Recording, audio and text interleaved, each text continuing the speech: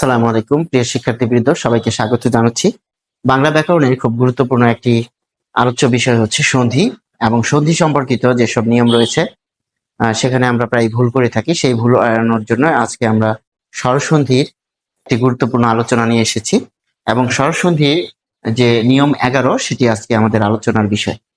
নিয়ম 11 বলছে যে রস্ব কিংবা দীর্ঘ এরপর যদি রস্ব দীর্ঘ ব্যতীত অন্য যে কোনো স্বর, যেমন স্বরে অ, স্বরে আ, রস্ব ই, দীর্ঘ ই, এ, ওই, রি এরকম যদি থাকে তাহলে সেটি বফলা হবে এবং এরপর স্বর থাকবে।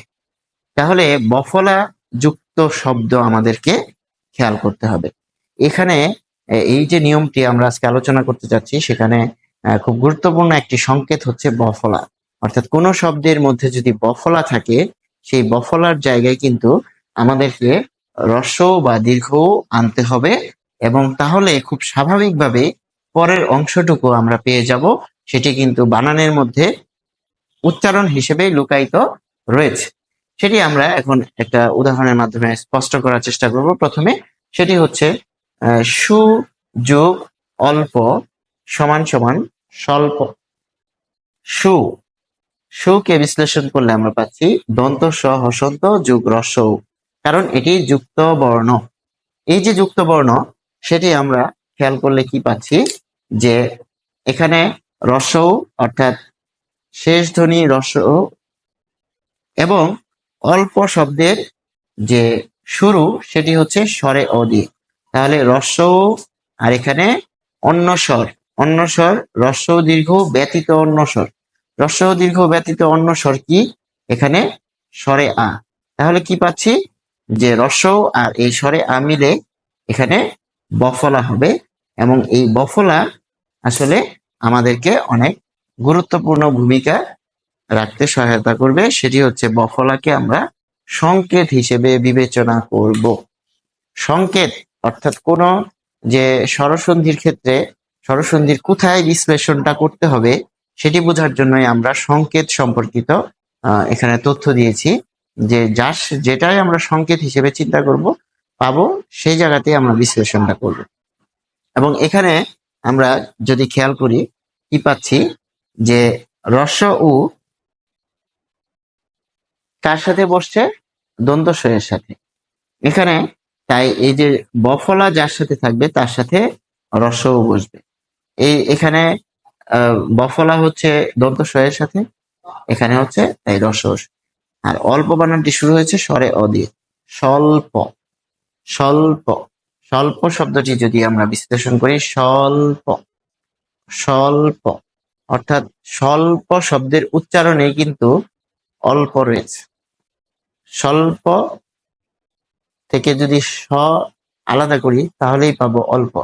স্বল্প থেকে স আলাদা করলে এই যে অল্প পাচ্ছি সেই অল্প কিন্তু আমরা এখানে দ্বিতীয় অংশে স্বাভাবিকভাবেই পেয়ে যাচ্ছি। এরকম অর্থাৎ এখানে নিয়মটি কি বলছে যে রস্বর সাথে অন্য একটি স্বর যুক্ত হবে, সেটি যে কোনো স্বর হতে পারে। স্বরে অ হতে পারে, রস্বই হতে পারে, এ হতে পারে। কেননা আপনি যদি রস্ব বা দীর্ঘ এর সাথে যদি রস্ব দীর্ঘ যুক্ত করেন তাহলে তো দীর্ঘই হবে। অর্থাৎ নীল রঙের সাথে যদি আপনি নীল রং যুক্ত করেন তাহলে নীল রঙই হবে, অন্য কিছু তো হবে না। এখানে দেখুন নীল এক পাশে নীল আর এক পাশে হচ্ছে লাল, তাহলে সেটা মিলে আপনি তো নিশ্চয়ই নীল কিংবা লাল পাবেন না। এটি বোঝানোর জন্য আমরা এরকম কালার কম্বিনেশন ব্যবহার করেছি যেন আপনাদের মনে থাকে। তো দেখা যাচ্ছে যে নিয়মটি বলছে যে রস্ব দীর্ঘ এরপর যদি রস্ব দীর্ঘ ব্যতীত অন্য স্বর থাকে তাহলে বফলা হবে। আর আমরা বলছি কোন শব্দে যদি বফলা থাকে তাহলে সেই জায়গায় বফলার জায়গায় রস্ব বা দীর্ঘ দিব, তাহলে আমাদের কিন্তু সন্ধি বিচ্ছেদ হয়ে যাবে। এরকম যে এই যে এখানে রস্ব দীর্ঘ ব্যতীত স্বর বলতে অন্য স্বর বলতে কিন্তু আমরা স্পষ্ট করে দিয়েছি এখানে কিন্তু স্বরে অ, অন্য স্বর বলতে স্বরে অ কে বোঝাচ্ছে। তারপর আমরা যদি আরেকটি উদাহরণে যাই সেটি হচ্ছে স্বাগত।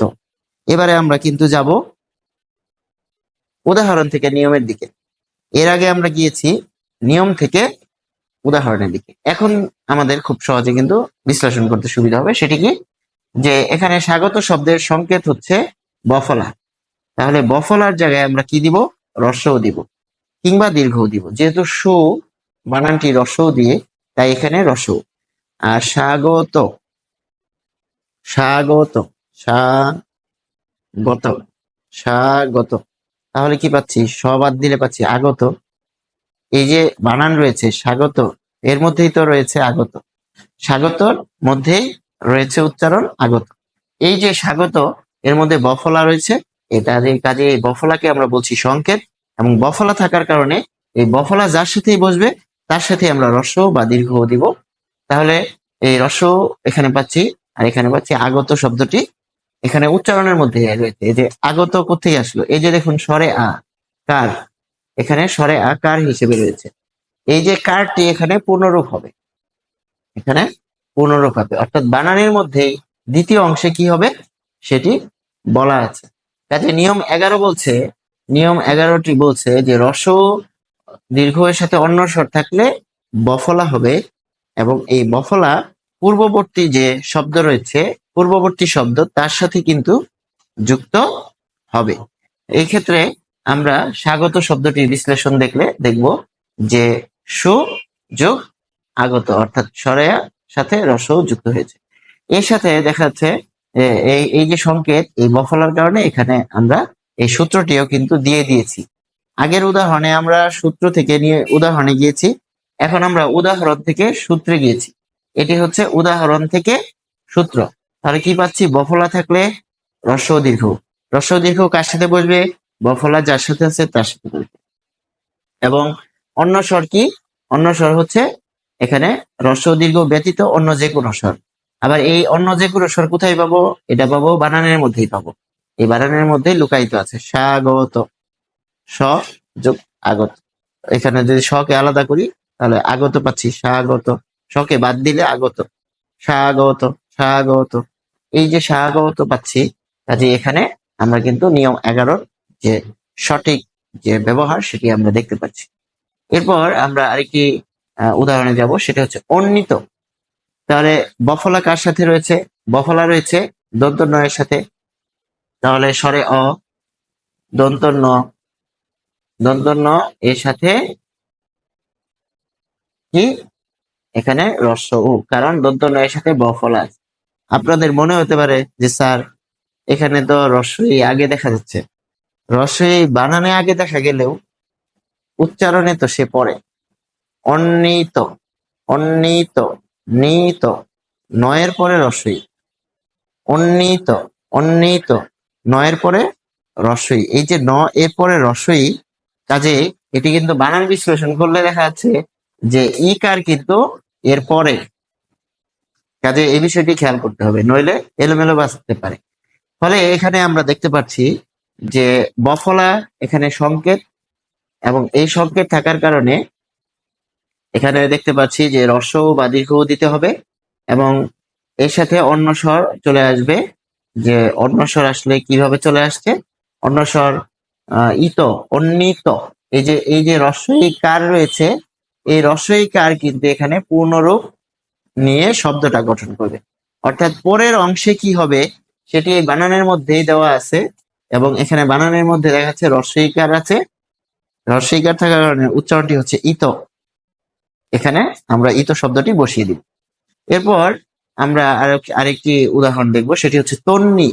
এটি প্রায়ই আমরা ভুল করে থাকি, অনেকেই আমরা এটি বিভিন্ন ক্ষেত্রে ভুল করে থাকি পরীক্ষায়। সেটি এড়ানোর জন্য আমরা বিশ্লেষণটা এইভাবে দেখেছি। বফলা কার সাথে রয়েছে? দন্ত নয়ের সাথে রয়েছে। তাহলে বফলা দন্ত নয়ের সাথে, তনু অর্থ দেহ। আচ্ছা, তাহলে দন্ত ন এর সাথে রস আমরা বসালাম।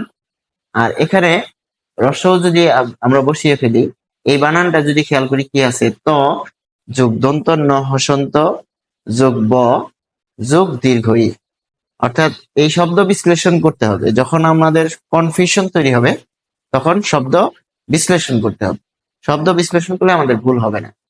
তাহলে দীর্ঘই কিন্তু সবার পরে রয়েছে, তাই এখানে দীর্ঘই সে একাই বসেছে। তাহলে ত, এই যে ত, দন্ত ন হসন্ত দন্তন্য হসন্ত। এরপর রয়েছে বফলা, বফলার কারণে এখানে রস্য উ, এবং এই রস্য উ থাকলো, আর এই দীর্ঘ ই এখানে কার হিসেবে রয়েছে, এটি পূর্ণরূপ হিসেবে ব্যবহার হবে। তাহলে কি দাঁড়ালো, বফলা থাকার কারণে রস্য বা দীর্ঘ যোগ অন্য স্বর, অন্য স্বর এখানে কি দীর্ঘ ই। এর আগে কিন্তু আমরা পড়েছিলাম যে আরেকটা স্বর ছিল, স্বরেও ছিল, কিন্তু এখানে কিন্তু দীর্ঘ ই এসেছে। এর ফলে আরেকটি উদাহরণ আমরা যাব অন্বেষণ। অন্বেষণ যখন বলছি তাহলে এই সংকেত কি পাচ্ছি, যে অনু যোগ এষণ, অন্বেষণ। এষণ যে পাচ্ছি, এই যে আপনি যে এষণ পাচ্ছেন, এই এষণ তো এখানে দেওয়াই আছে স্বরে এখানে বানানের মধ্যে রয়েছে অন্বেষণ, অন্বেষণ, এষণ। এষণ যে রয়েছে, এষণ, তাহলে বফলা কার সাথে রয়েছে, দন্ত নয়ের সাথে রয়েছে, কাজে বফলা হচ্ছে সংকেত। তাহলে এই সংকেত এখন এর কারণে কি হবে, এই বফলার কার সাথে রয়েছে, দন্ত নয়ের সাথে, তাহলে দন্ত নয়ের সাথে রস্য হয়েছে অনু। তারপরে আসেন পরের অংশ কি হবে, অন্বেষণ, এষণ, নেষণ, উচ্চারণ হচ্ছে অন্বেষণ, নেষণ, তাহলে নেষণ, এষণ, এষণ চলে আসবে। এবং এষণ যে চলে আসবে এটা কিন্তু এখানে বলাই আছে, এ, এ কার হিসেবে আছে, যে কার হিসেবে থাকবে সে পরের শব্দের শুরুতে পূর্ণরূপ হিসেবে থাকবে। আশা করি আমরা অন্বেষণ শব্দটি বিশ্লেষণ বুঝতে পেরেছি। মনন্তর, মনন্তর, মনন্তর অর্থ হচ্ছে দুর্ভিক্ষ। মনন্তর শব্দটি যদি বিশ্লেষণ করি তাহলে আমরা পাচ্ছি বফলা কার সাথে রয়েছে, দন্ত নয়ের সাথে রয়েছে, তাহলে ম, এই যে এই ম এখানে দন্ত ন, দন্ত ন দিলাম হসন্ত। আর হসন্ত কেন দিলাম, কারণ এটি যুক্ত করেছে, আরেকজনকে যুক্ত বর্ণ হিসেবে রয়েছে, তাই হসন্ত। আর এখানে বফলা, এর পরিবর্তে রসৌ, তাহলে মনু। আর অন্তর, মনন্তর শব্দের উচ্চারণে রয়েছে অন্তর। এবং এখানে যদি আমরা খেয়াল করি মনন্তর, মনন্তর, মনন্তর, নন্তর, নন্তর, ন, মন, নন্তর, অন্তর শব্দটি, যে অন্তর শব্দটির উচ্চারণ চলে আসছে, ফলে এখানে অন্তর শব্দটি বিশ্লেষণ করলে স্বরে অ আগে আসছে, কাজে রস্যও। আর এখানে যে স্বরে অ, স্বরে অ কিন্তু রস্য দীর্ঘ ব্যতীত অন্য একটি স্বর। কাজে খুব সহজে কিন্তু আমরা বুঝতে পারছি যে আগের যে শব্দটি ছিল, আগের শব্দটি যদি আমরা খেয়াল করি সেখানে কিন্তু একার এসেছিল, যে অন্বেষণ এখানে এসেছিল একার, রস্য যোগ এ। আবার এখানে যদি খেয়াল করি তাহলে কি আসছে, যে রস্য যোগ অ আসছে, ফলে এখানে কি হচ্ছে, যে রস্য দীর্ঘ এর সাথে যদি অন্য স্বর থাকে তাহলে সেটি যে বফলা হবে, আর সেটির প্রমাণ ইতোমধ্যে আমরা আশা করি বোঝাতে সক্ষম হয়েছি, বা প্রমাণটি আমরা দিতে পেরেছি। এখন আমরা এই ক্ষেত্রে বলবো যে সবচেয়ে ভালো হয় যদি আমরা এখানে উদাহরণ থেকে নিয়মের দিকে যাই, অর্থাৎ সংকেত দেখে যদি আমরা সন্ধি বিচ্ছেদ করি তাহলে আমাদের ভুল হবে না। সেক্ষেত্রে বফলা থাকলে এই বফলা যার সাথে থাকবে তার সাথে রস্য বা দীর্ঘ দিতে হবে, এবং বাকি অংশ কি হবে সেটা একটু যদি ধীরে আমরা উচ্চারণ করি তাহলে কিন্তু আমরা সেটি বুঝে যাব। আশা করি সবাই আমরা বুঝতে পেরেছি। সংশ্লিষ্ট সবাইকে ধন্যবাদ জানাচ্ছি। আসসালামু আলাইকুম।